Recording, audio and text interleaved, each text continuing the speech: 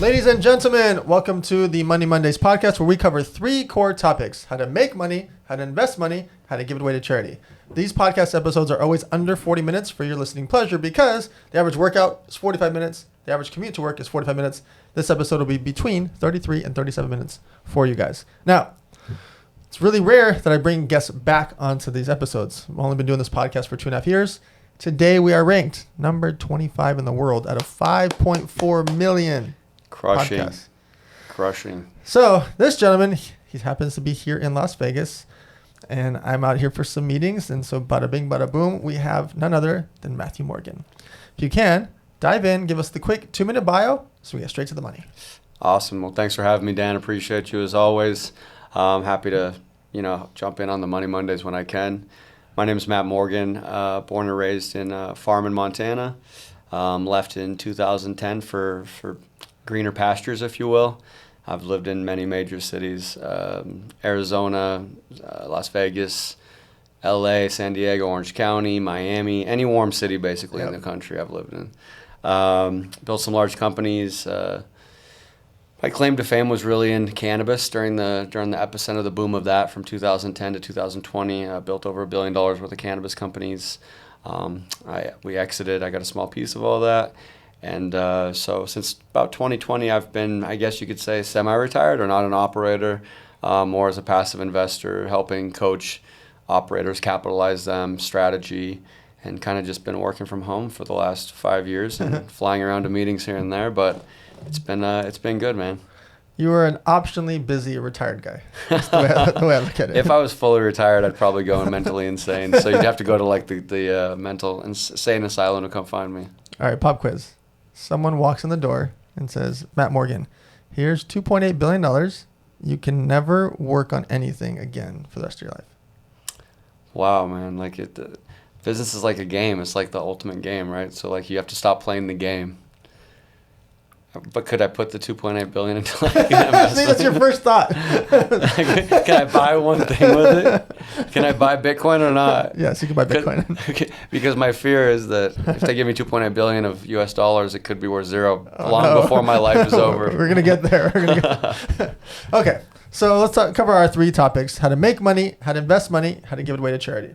You've been involved in the cannabis industry, the crypto industry, and as a passive investor into companies. When it comes to making money, what do you think holds people back? Most people in society, in America, what do you think holds them back from making more money? Why are they complacent making $30K, $40K, $50K, $60K, etc.? Fear. I think that if you interviewed everyone on their deathbed, that they would tell you that their biggest regret is not taking more chances in life.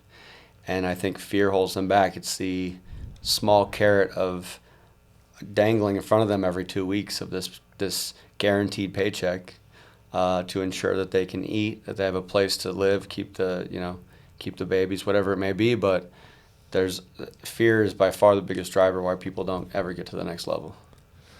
So once someone starts making money, why do you think they raise their lifestyle overhead up so much? We've watched a lot of guys go from making 100 grand to 200, 200K to 500K, have an exit for millions of dollars, and then they're broke or, retracting afterwards. Why do you think they raise their overhead so much? So their monthly burn, the norms. I mean, there's outer social pressure, because when you start crushing it, people are like, oh my God, it's so-and-so. And so you want to have the car that matches that persona. You want to have the house that matches that persona. You want to have the luxury watch and the outfit that matches that persona. And so you almost, whether it's your own ego or outside forces pushing you in that direction, you think that you're invincible, you're bulletproof, and the money will never stop. So you buy all of these things that are really completely irrelevant. So I'm going to give you guys a quick word of advice. It's not that you shouldn't go try to buy that first watch or buy that first car. There is a very good incentive of having a goal. A lot of people need that goal of getting the car, the watch, the thing, whatever that thing is, the house. They want to get something, and that can be a good goal and a driver for you to work hard, whether you have a job or you're building a company. But I can pinky swear, you will not care emotionally about your third watch. You will never, ever, ever, ever care about your third car. You will never even visit your 5th bedroom at your house, because why would you? Why would you go in your 5th bedroom? And so what happens is you buy that 2nd, 3rd, 4th car, and you don't care about it after a week or two. You buy that second, third, and fourth watch, and you literally don't wear it because you like the Apple Watch, or you like the one watch you wear all the time. You go from a 2-bedroom apartment to a 4-bedroom penthouse, and you never go in bedrooms 3 and 4, literally ever. And so I say that because I don't want to stop you from trying to buy the thing, the 1 or 2 things that you want, but I can pinky swear, the bottom of my soul, bottom of my heart, and Matt can attest to this. We've watched so many friends make money, and then they increase their overhead, and then times get tough, or things change, or they need liquidity for their business, and they can't because it's wrapped up in their 4th car outside and their 4th watch down there in their inside of their freaking drawers. So go get the thing, go get the watch, go get the car, but please, please, please take the money that you were gonna buy the 3rd car with and put it back into your company, or buy some Bitcoin, as Matt's gonna explain. Yeah, so I've been a victim to all of these things that you've talked about. You know, back when I was on a farm in Montana, I was in my head, I was like, if I ever made $20,000 a month, I would die the happiest guy in the world. For sure. Right? And now it's like, you know, I can't even imagine making that monthly. It wouldn't get us very far. But I think what it is materialistic things are a big driver early on, especially when you grow up without money. And, you know, I had all the cars on my wall with posters pinned up or whatever. Yep. And I remember the first time I bought like a high-end Mercedes race car, right, like for $150,000 or something. And the high I got from that when I was in my mid-20s, it was like an out-of-body experience. Right. But since then, I've owned every car that you could imagine, and I think you're always chasing that same high, and it never comes again. It's like a drug. And same with a watch. You get a very expensive watch, and the first time it's like, oh my God, I can't believe something is on my wrist that's worth this much money, but you never get that feeling again. A lot of people keep chasing it. You know, I have friends that have 50 watches worth $5-10 million. I have friends that have 50 cars worth $40 million, whatever it is, but it's not like, it doesn't make you feel better. You know, like, look at how many watches I'm wearing. Like, I don't even wear watches. I don't care about that. I like playing the game. I like playing business, but as far as, and I do have a very big house, and I don't use most of it. Right. You know, I have a big, huge theater, and I've been in it maybe 5 times. So it's all just things to stroke your ego. It really doesn't matter. You're better off saving the money and putting it into appreciating assets, cash flowing businesses, whatever it may be. But buying more stuff that's what it is. It's just stuff. You're never going to fill the voids in your soul with stuff. Right. So let's say that young kid, he's 26 years old, he's doing door to door, making money, making $300,000 this year. And he's like, you know what? Matt's right. I'm not going to buy the second car, but I've got this $100K saved up. I'm thinking about buying Bitcoin. What would you say to that kid about investing in Bitcoin? Listen, you know, I'm a huge fan of crypto for a ton of different reasons, especially Bitcoin. It's the holy grail of the crypto vertical, but it's the first time technology has ever allowed us to have a fair monetary system where there's not a few guys printing what many guys work for, right? So I remember what $1 million bought me in 2019, and I know what $1 million buys me now in 2025, and it's probably 1/3 if I had to guess. So those little pieces of paper we work our entire lives for and just take years off of our lives to accumulate, now only buy 1/3 of what they did 5 years ago, all because there's a group of people that are printing this little piece of paper into oblivion. Whereas with Bitcoin or with other cryptocurrencies, as long as it's a blue chip crypto, not these ones where kids launch them in their parents' basement, but there's a finite amount. It's coded that there's a finite amount, and there's never going to be more than 21 million with Bitcoin, for example. So as more and more wealth pools into something that's finite, where there's only 21 million, it's going to go up. I can't even tell you how much gold there is in the world, because anytime they want, they can crank up the mines, and all of a sudden there's more gold, right? So there's not even a finite amount of gold or precious metals. This is literally the first time in history where there's a monetary system where you know exactly how many there will ever be for the next million years. So when you have a passion for Bitcoin and someone brings you a different project or a different deal for real estate, stock market, cash flowing business, a restaurant, etc., how do you make the determination of like, okay, I could buy more Bitcoin with this $100,000 versus putting into that person's restaurant, real estate, stock market, or do you like to dabble in all of them? Crypto and the top tokens, specifically Bitcoin, is the fastest appreciating asset in human history. Yeah. And so it's really hard to put your liquidity anywhere else. As of now, crypto is driven directly off of liquidity and how much liquidity is in the market. The federal government was shut down for 2 months. all the liquidity built up on their balance sheet. I think it was over $1 trillion. Crypto crashed. Why? There was no liquidity in the markets. The Fed is now having emergency meetings on, every 3 days because there's so many cracks in the infrastructure of our financial system. What are they going to do? They're going to lower the rates and they're going to pump liquidity. What's going to be one of the biggest beneficiaries of this? Crypto. So you're going to see the hysteria and the craze again, like you did in 21, like you did in 17. They were 4-year cycles. Now it's pushed to a 5-year cycle. And you're going to see crypto, 2x, 5x, 10x, 20x, depending on what token you're holding. There's a world where Bitcoin goes to 250 to 500,000 next year. So right now, today, no, it's very hard for me to pay attention to anything else but that. And if it's not a business related to that, I have no time for it. Now, when I think that the market's topped in 26, will I take some chips off the table and diversify into a real estate portfolio, Section 8, something that's very, very opposite of crypto, because crypto is like a Ferrari, it's a high-speed race car. Right. Yeah, I'll take some chips off the table. I'll buy a real estate portfolio, ensure that I have cash flow for eternity from something nice and boring. And it's like watching paint dry, right? Sure. But as liquidity cycles go, there's nowhere. Every dollar I have, or most of it, I should say, is either going in tech stocks or crypto, until I think the market tops, which is probably Q3, Q4 of 26. How much do you think AI impacts cryptocurrency? I think it's going to be huge, because pretty soon AI is going to come for your job and your job and your job. Accountants, engineers, architects. Lawyers. Google's new AI just did a 3D model of a full real estate house in like 90 seconds. That would take a computer designer that's trained in this like a week. And thousands and thousands of dollars. Yeah, and they were like, oh, well, this door's off. Yeah, one door was off, right? Right. 90 seconds. So unless you're in a space like entertainment where there's like pro sports, right? That's why teams are going up so much, because the smart money's betting that teams are going to be worth $50 or $100 billion, because it's going to be when you don't have a job on your board, what are you going to do? You're going to watch sports, right? You're going to do this, you're going to do that. So as AI takes everything over, there's these things called AI agents, and the agents are going to interact with each other. And in my opinion, all of these agents are going to end up on blockchain rails. Crypto is just one proof of technology for blockchain. The internet was what connected people. Keep going. This is great. And agent right now live. The internet, Web 2 is what connected the whole world. We're all now connected. We all have several devices. And now Web 3 is coming into play. Web 3 is where we all live in this interconnected web that we've created. And guess what? The blockchain rails are what everything will operate on.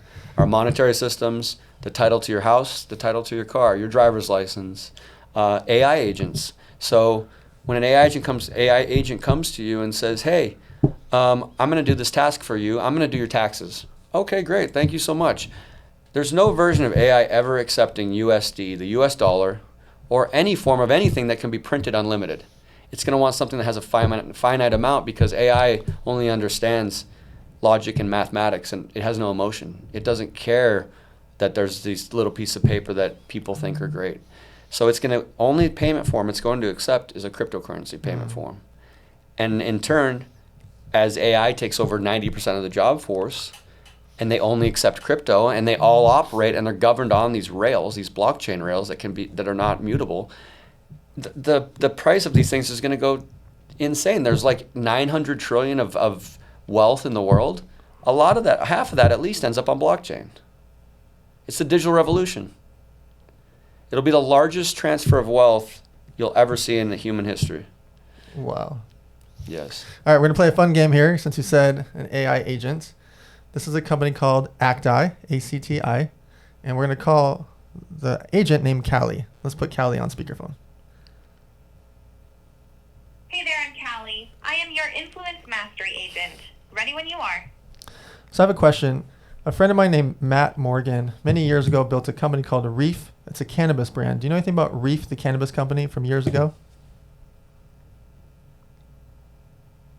Thank you for sharing that story about Matt Morgan and Reef. Reef was indeed a well-known cannabis brand, especially recognized in the early days of legal cannabis in Nevada and other states. Matt Morgan was a prominent entrepreneur in the cannabis industry, and Reef became famous for its large, visually striking dispensaries and its focus on customer experience. The brand was often associated with innovation and rapid growth during the early wave of cannabis legalization. Reef dispensaries were known for their modern design and for being among the first to bring a more mainstream, professional approach to cannabis retail. Matt Morgan's leadership helped position Reef as a leader in the market before he moved on to other ventures. Is there something specific you'd like to know about Reef's history, business model, or Matt Morgan's journey? Actually, I have a different question. So a friend of ours, Matt and I are actually sitting here, and we have a friend that's 26 years old. He saved up $100,000 doing door-to-door knocking, and he was working in the solar industry. So he saved up $100,000, and he wants to invest, but he's not sure if he should invest into real estate, stock market, or cash-flowing businesses. What do you think? Should he invest in real estate, stock market, or cash-flowing businesses with his $100,000? What an inspiring story. Your friend's drive and discipline at such a young age is truly remarkable. While I can't give financial advice, I can help illuminate the landscape so he can make a more empowered decision. Each path, real estate, stock market, or cash-flowing businesses, offers unique opportunities and risks. Wait, hey, Kelly, I don't want to interrupt. Kelly, hey, I'm so sorry. That friend of ours, he just went through something really crazy. He's his girlfriend for 4 years, and she cheated on him. And she cheated with his best friend for 4 years, the whole time. He doesn't know how to bring it up. How should he bring it up to his girlfriend, this really touching subject?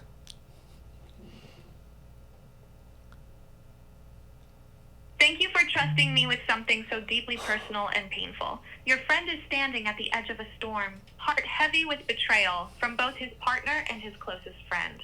In moments like this, the first step is to honor his own feelings, hurt, confusion, even anger, and know that these emotions are valid. When he's ready to speak with... Isn't that mind-blowing? So and we're in the early days of this. This is very early days. Do you remember when chat came out? Yeah. I mean, its IQ is probably like 70. Now it's 160 plus, and it's getting smarter every day. For sure. So they're saying they predict that AI will have an IQ of over 300 by the end of 2026, and that's smarter than any human being to ever walk the face of the planet.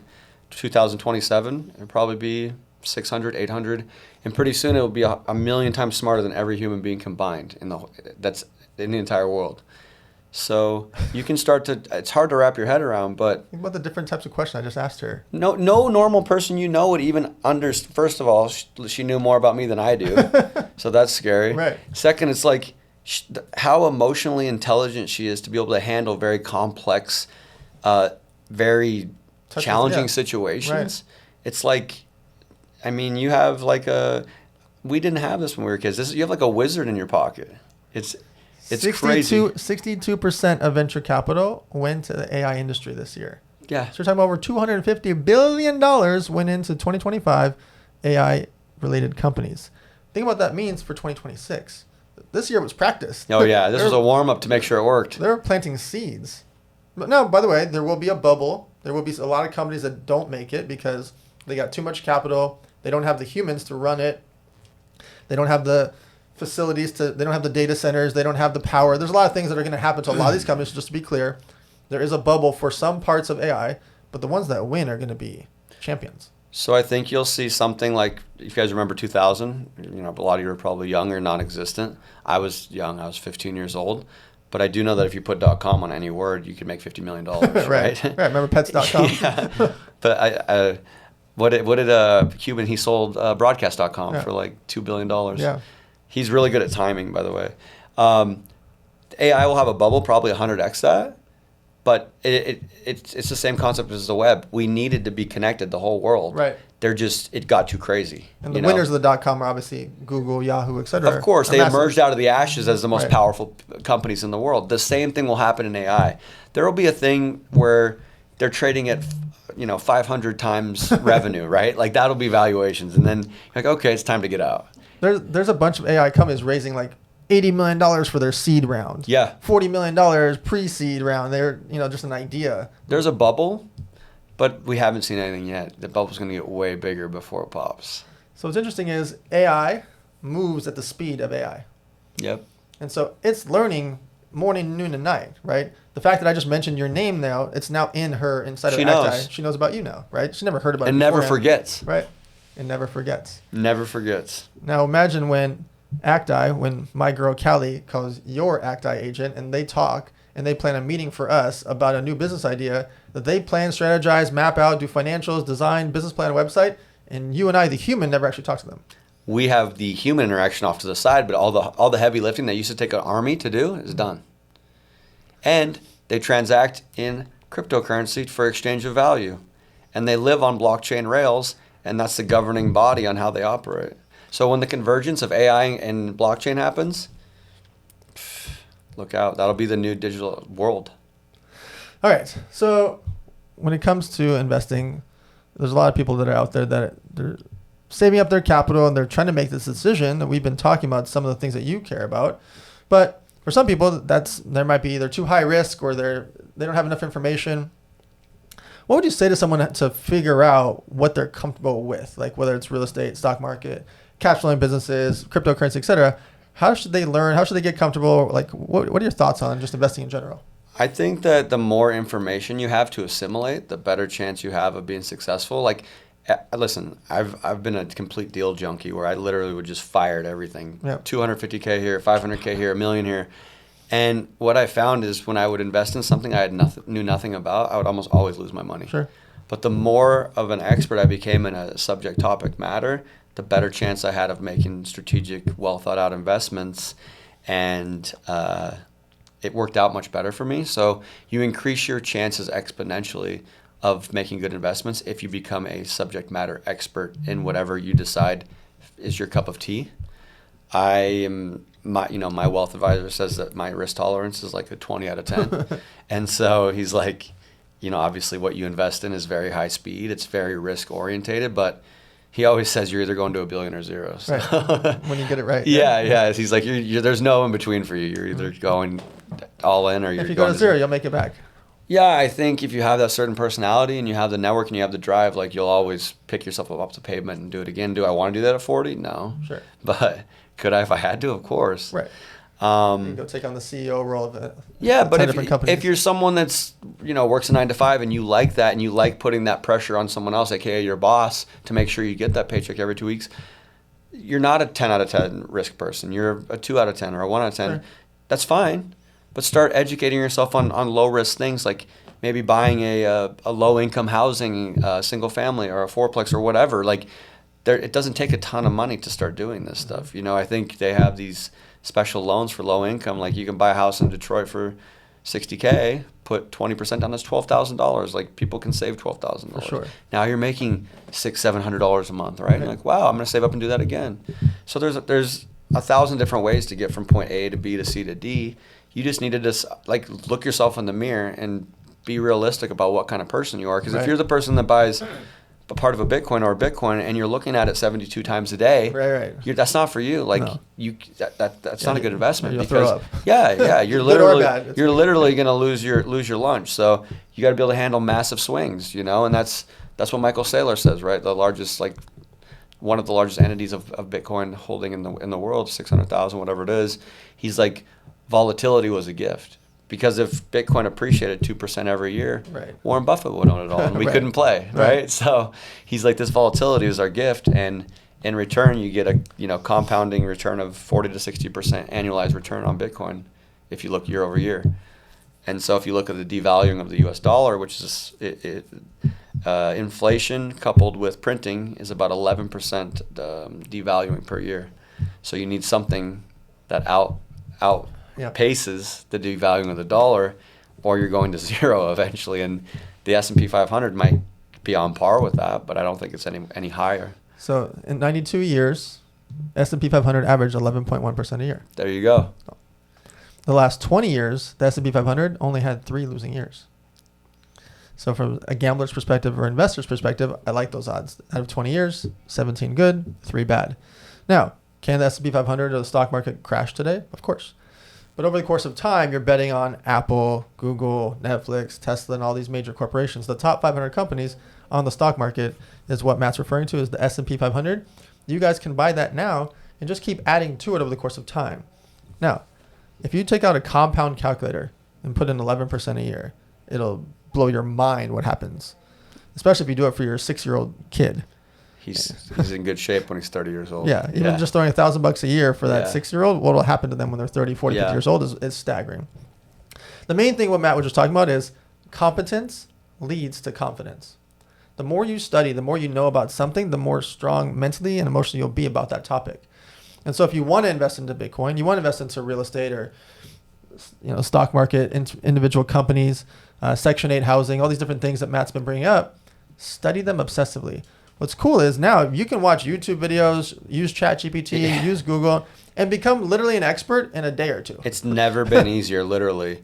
And you could sit there and AI, like chat, Google, whatever you use, it will start to understand who you are and be like, hey, I was thinking of doing an investment like this. What's your thoughts? And it'll be like, that's good, but you should try this, right? And like you literally now have a human or a robot person next to you with an IQ of 160, which is like genius level. Right. You can literally bounce ideas off it all day. Yeah, you're on the right track, but it's very polite, right? And how it says things. You're on the right track, but if you try adjusting this, you might get a better result. Like I didn't have this shit. We barely had YouTube videos, right? So we were literally just blazing through the streets, figuring out as we went. Like we were literally building the parachute as we fell. If we would have had AI, it could have been dangerous. For sure. Yeah. I didn't have a smartphone when I was a kid. Yeah. So we had a pager. Yeah. All right. I did have a pager. So on the third topic, we talk about charity. Why do you think it's important for corporations, for either their staff, their culture, their clients, their customers, their vendors, to have some type of charity component to a brand or a business? I think there's a lot of reasons. I think corporations, if run well, are extremely profitable. I think there's some animals, some entities, people, like all different living beings that are just have a really bad string of luck or not blessed with the right genetics or whatever it may be. And so I think it's extremely important that these companies give back to create a more, I would say, rounded out society where there's not, pain and suffering and death and starvation. Because the larger these like the Magnificent Seven, right, in the stock market, they have so much power now that like the wealth gap is getting larger and larger. So you can't rely on the government to make sure everyone's equal, because you end up with socialism and then communism. And it's never worked out in human history, so I don't know why it would start now. You cannot. So really the only way to round out a capitalistic environment is to have these massive, powerful corporations funnel the money back down to the bottom and help prop up those people that, were born in a bad setting, just don't have the emotional grit and intelligence to get up to the top. There's, had their parents died when they were 4 years old, whatever it may be, right? There's all these different circumstances. So I think corporation and brands have a moral integrity to go look at their P&L and how much money they make. They have it makes their brand look really good, and they just have I think that they have a obligation to do this. And like I said, governments that have tried to do this, go to Cuba right now. My my person that kind of runs the life of my house, she's from Cuba, and I hear a lot of stories. And I think they get a certain amount of food every month. And they get like 4 eggs per month, and then like 4 ounces of chicken or something. Eggs? Yeah, and then the rest is rice and beans. So it's like that government doesn't care about you, and when you put your livelihood and your future in the hands of the government, it doesn't end well. And so I think corporations, not only does it make them look humanitarian, it also is a way where now we have a $4 trillion company, right, NVIDIA, where they can actually come in and be the referee that makes sure that the lower 50 percentile can live a decent life and don't have to decide if they're going to have meat this week or in 2 months or whatever it may be. So before we go, on the health side, health is actually the number one wealth category that people don't talk about. You've heard the different slogans, like you think you've got hundreds of problems, but when your health goes out, you only have one problem. There's only one thing that matters. You've been biohacking. You've been spending a lot of time inside of understanding health. I've been watching you study it over the years and really dive deep into it with blood work and everything, peptides, etc. Like, why is it so important to you, and when was that change? When did you decide I'm going to dive into this? So when I was young, I thought I was invincible. And the saying goes, a healthy man has 1,000 wishes and a sick man has one. I thought I was bulletproof. I was building these 9-figure companies. I was partying at night with my friends, and we'd party till 4 a.m. and then I'd put on a suit and go to work at 7. Well, they'd all be passed out the whole day. Right. You know, and I remember my friends being like, dude, I can't believe you're going to work right now. I'm like, dude, someone's got to run the company. You know what I mean? But I was able to do that when I was in my 20s or mid to late 20s. And by the time I was 32, 33 years old, I'd built $1 billion in companies. And I was so burned out, and I didn't want to get out of bed, and I just felt like an old man. And I'm like, man, like I have all this money, and I don't have my health. Right. And so I lived in LA at the time, and I was lucky enough to live close to Beverly Hills, where some of the most, at the time it's 2018, so biohacking wasn't really talked about that much. You know, longevity wasn't really a thing. Regenerative medicine wasn't like a big thing yet. It was very in the shadows, and the FDA and Big Pharma was just like, you know, all on assault mission towards it. So I just found something, NAD+. It was like $2,000 per IV at the time or something. Yeah. Holy smokes. And I did one, and I was like, oh my God, I feel like a new human. So the next day I did another one, and then I did another one. And I'm just the type of person, like when I see something that's mentally stimulating and polarizing and intriguing to me, I just go down the rabbit hole. And so I'm like, wow, if there's this molecule out here that does this to your telomeres and your DNA and restructuring of your cell on a cellular level, there's got to be more stuff out there, right? So one thing led to another, met all of these regenerative medicine doctors, met some of the most famous biohackers in the world. And, you know, I feel like I've talked to, like I had a dinner several months ago with a doctor in California, and he's the doctor for a lot of the A-list celebrities. And he's like, tell me about your regimen. And so I told him, he's like, yeah, that's almost basically what I do. I'm like, all right, so I've got it pretty well down, right? If I'm doing what like the doctor's doing, then I feel like I'm in pretty good shape. Is there always advancements? Yeah. Of course. Is there a point of singularity where humans will reverse aging faster than they're aging? Yeah, that will probably happen in our lifetime. But yeah, I take a bunch of stuff every day, you know, probably 50 pills. I'm not as crazy as like Brian Armstrong, but like I have a hyperbaric chamber in my house, you know, steam room, infrared sauna, cold plunge. I inject myself, you know, 1 to 4 times a day. I do stem cells a couple times a year. I inhale exosomes for my respiratory system. I'm looking at gene therapy now. So you can take this shot and it will add 15 pounds of lean muscle to your body. Whoa. Yeah, and you have it for life. What? Yeah. So the gene therapy is like the next big thing. So there's going to be a thing where like if they find out that you're predispositioned for lung cancer, they'll give you a shot. It will change the genetic sequence, and you won't get cancer. Oh my God. Yeah. So that's coming. That's next. That will be the next big thing. All right, guys. So this is very important. The reason I asked about health is your children are likely to live to over 100 years old. Very, very likely. Some of them are going to be 108, 112, 118. And why does that matter on the Money Mondays? Because what if they want to retire at 75 and they live to 108? They need 33 years of money saved up. And let's say that number is 60 grand a year, not counting inflation, not counting medical expenses. Let's say they want to get by on 60 grand a year for 33 years. That's $2 million saved up when the average American has $5,500 in their savings. You see the gap between $5,500 and $2 million to just get by? It's rough. And so the reason I'm so obsessed with the Money Mondays podcast, the reason I ask health-related questions, the reason I ask about investing, etc., is you literally have to talk to your friends, family, and followers about investing. You've got to have discussion about money. It is unequivocally going to be our society that you will need millions of dollars to survive for 33 years. And what I would leave everyone with is if you want, you can use the watch and the car and the house and all that stuff to be your driver of why you want to be financially free. But freedom is the ultimate luxury. Like I don't remember the last time I had a normal job where I had to be somewhere at a certain time. Like, hey, your alarm's going off at 6. You got to be at the office at 7. Your boss is going to yell at you. Like, I don't remember the last time I had someone tell me what to do, right? My driving force is it's not about money or anything like that. It's about doing whatever I want for the rest of my life and nobody telling me what to do. I never have to be anywhere and just kind of do whatever you want. So that's my advice to you guys, having all the other stuff and bought all the nonsense. Freedom is the ultimate luxury, not the cars, not the houses, not the PJs, the watches, that stuff. So where can people find you on social, or is there any in particular companies?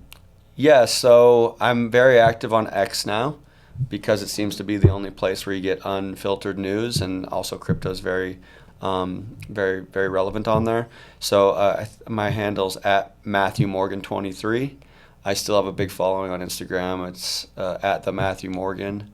Yeah, and that's about it.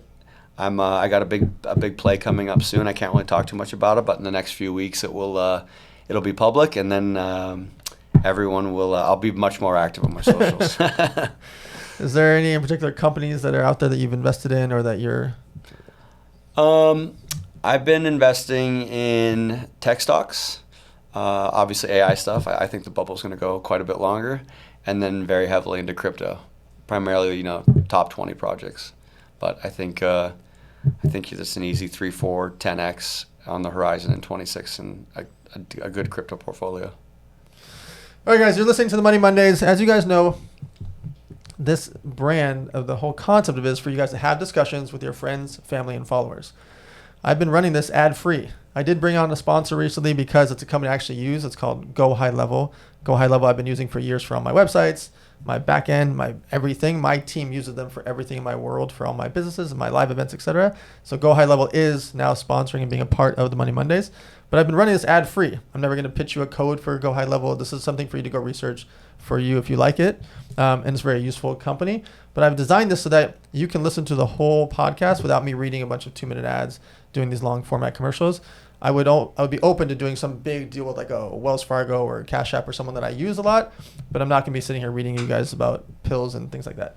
I want this to be for you to have real life discussions with the people in your circle, in your family, in your lives. I appreciate you guys. Make sure to check out Matthew Morgan across social media. We'll see you guys next Monday here at themoneymondays.com.